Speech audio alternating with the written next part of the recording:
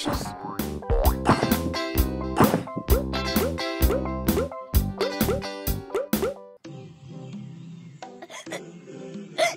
Ai, que soluço chato! Será que os bichinhos também têm soluço? Sim, sim! Os mamíferos, que têm um aparelho respiratório bem parecido com o dos humanos, podem passar por esse probleminha. Que interessante! Mas eu sei de um bichinho que não soluça. O cavalo! Ele tem um diafragma diferente, por isso ele não soluça. E não é que meu soluço passou e eu nem percebi? Um beijão e até a próxima!